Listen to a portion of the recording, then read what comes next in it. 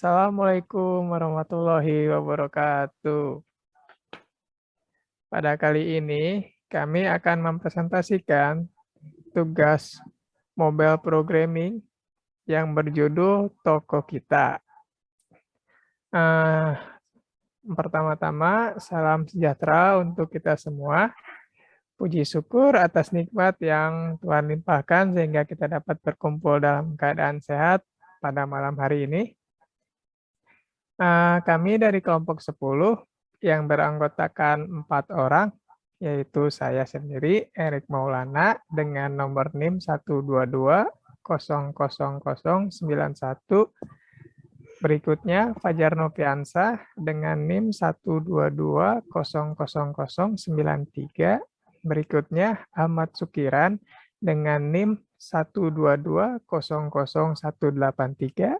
Berikutnya, Reja Kusuma dengan NIM 122000297. Baik, kita akan lanjut ke short kodenya.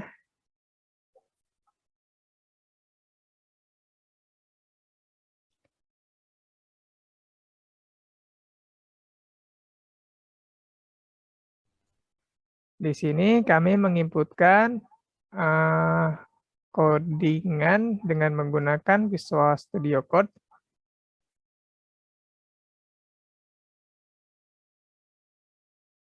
Baik, pada menu controller akan dijelaskan oleh Reja Kusuma.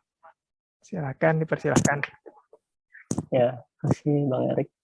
Ya. Bismillahirrahmanirrahim. Saya Reza Kusuma, selaku salah satu member dari kelompok 10 dengan NIM 122000297 akan menjelaskan bagian controller. Saya akan mulai langsung dari bagian login. Saya akan mulai langsung dari bagian login.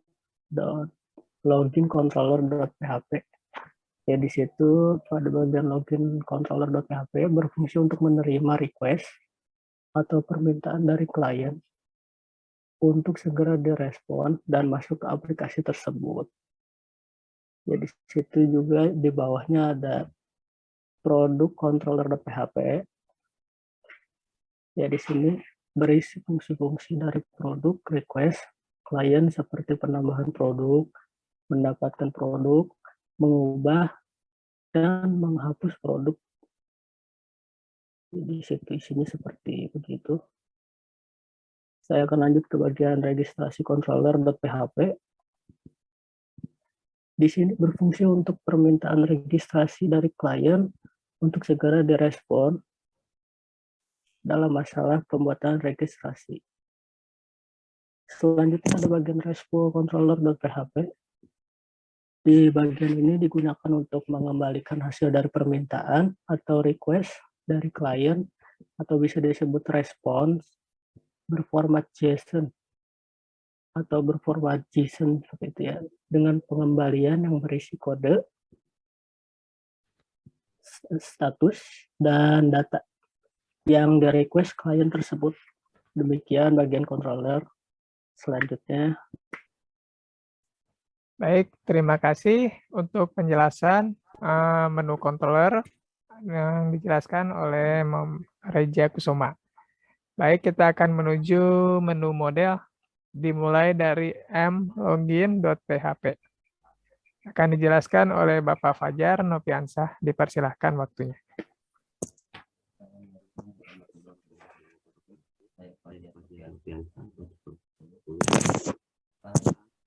Model mlogin.php. Fungsinya untuk mengakses tabel-tabel, mengakses tabel model, dan tabel member token.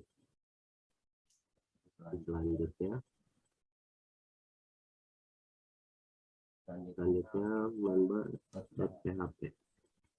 Di sini untuk mengakses variabel tabel member. Dan selanjutnya produk.php. Ini untuk mengakses produk, nama produk, dan harga produk. Dan selanjutnya mregister.php berfungsi untuk mengakses tabel member beserta files yaitu nama, email, dan password. Selanjutnya mungkin akan dijelaskan oleh saya.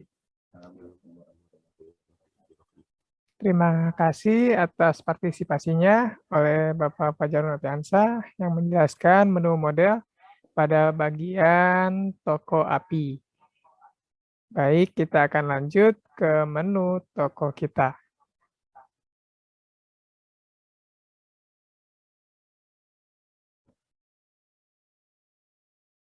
Oke. Di sini ada folder blok yang berisi login blok, logout blok, produk blok, dan registrasi blok yang akan dijelaskan oleh Bapak Ahmad Sukiran. Silakan dipersilahkan. Assalamualaikum warahmatullahi wabarakatuh. Perkenalkan, saya Ahmad Sukiran sebagai anggota kelompok dari 10. Kelompok 10, di sini saya akan sedikit menjelaskan mengenai beberapa folder dari blok dan helper. Di antaranya untuk blocknya sendiri ada 4 bagian. Ada login underscore block.dar, ada logout underscore block.dar, product underscore block.dar, serta registrasi underscore block.dar. Untuk login underscore block.dar sendiri, ini berfungsi untuk mengirim request ke server dengan format JSON ketika proses login sedang berlangsung. Boleh lanjut ke selanjutnya, Mas Erik? Nah, sementara untuk logout underscore block.dar berfungsi untuk menghapus data user yang sedang login dan keluar dari aplikasi atau sesi. Nah, sementara untuk product underscore block.dar ini berfungsi untuk mendapatkan produk, ya, tampilannya seperti ini, mendapatkan produk, penambahan produk, mengubah produk, dan menghapus produk yang kemudian diteruskan ke server sebagai sebuah request. Begini tampilan codingannya. Lanjut ini ke registrasi underscore block.dar ya, di mana ini fungsinya. Untuk fungsinya sendiri mengirim request ya ke server ketika proses registrasi berlangsung, begitu.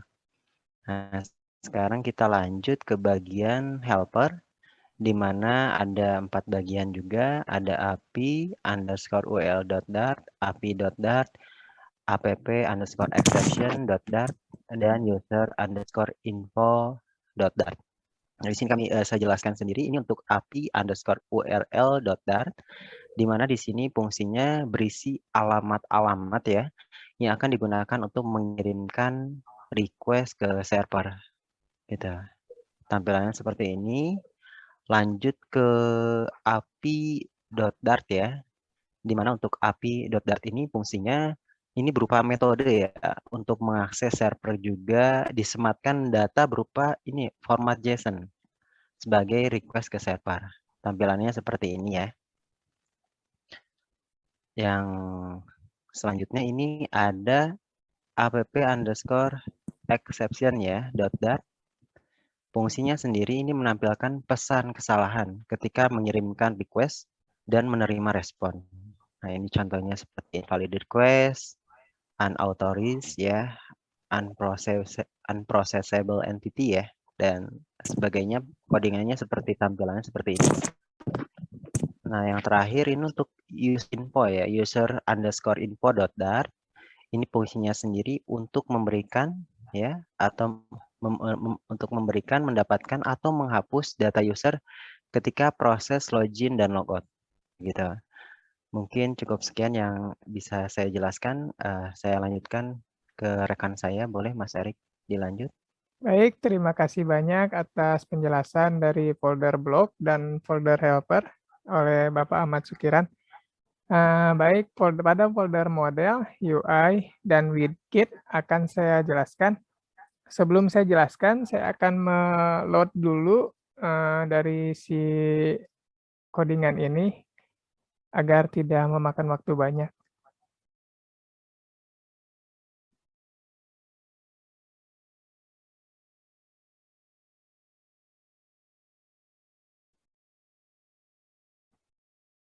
Sambil meload, akan saya jelaskan dari menu login.dart. Di sini ada login.dart yang berfungsi menyimpan data saat kita proses login ke aplikasi. Lanjut ke produk dart.dart. Di sini juga berfungsi menyimpan data dari respon server agar data mudah digunakan. Dan pada registrasi.dart di sini juga berfungsi untuk menyimpan data dari respon server ketika proses registrasi. Di sini ada folder UI yang berisi login_pack.dart, produk_data.dart. Di sini juga ada produk_form.dart. Di sini juga ada produk_pack.dart. Di sini juga ada registrasi_pack.dart. Pada halaman login_dart di sini untuk menampilkan halaman login yang berupa input teks email dan password dan tombol link registrasi yang digunakan untuk memproses registrasi. Baik, di sini ada produk detail.dart yang berfungsi untuk menampilkan halaman detail produk, yaitu menampilkan kode nama, harga, tombol hapus, dan tombol edit. Lanjut produk form.dart. Di sini berfungsi untuk menampilkan form input data produk, yaitu kode produk, nama produk, dan harga produk. Pada produk_pack.dart, di sini berfungsi untuk menampilkan daftar produk berupa list yang diambil dari database itu sendiri. Kita lanjut ke registrasi pack.dart.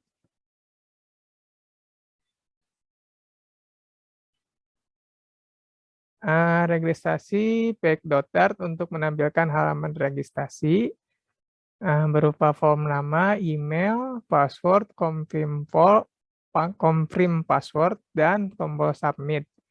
Lanjut kita ke folder widget.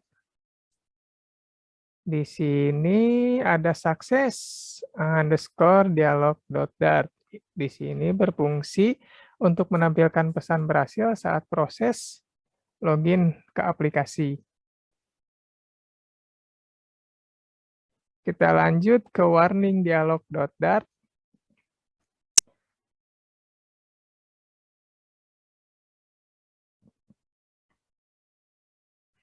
Masih proses loading. Kita lanjut di warning_dialog.dart. Di sini untuk menampilkan pesan gagal saat proses login. Di sini juga kita langsung ke main.dart. Pada folder main.dart berisi file utama saat menjalankan aplikasi program. Di sini melakukan cek login terlebih dahulu saat user mempunyai token, maka proses login itu akan berhasil. Jika user tidak mempunyai token, maka proses itu tidak akan berhasil.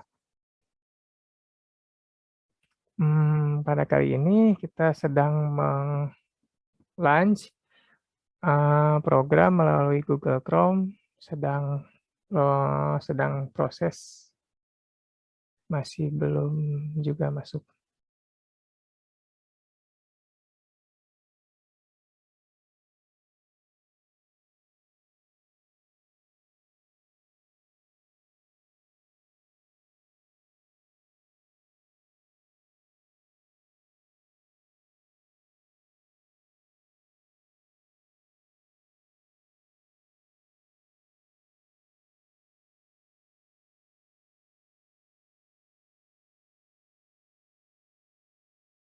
Baik, pada proses launch aplikasi toko kita, pada launch ke Google Chrome sudah berhasil dijalankan.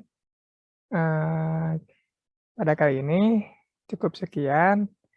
Demikian beberapa hal yang bisa kami sampaikan pada kesempatan hari ini. Kami mohon maaf yang sebesar-besarnya apabila ada tutur kata maupun tindakan yang kurang berkenan bagi kalian semua. Dengan ini, presentasi hari ini kami tutup. Terima kasih atas partisipasinya untuk teman-teman kelompok kami. Saya ucapkan Assalamualaikum warahmatullahi wabarakatuh.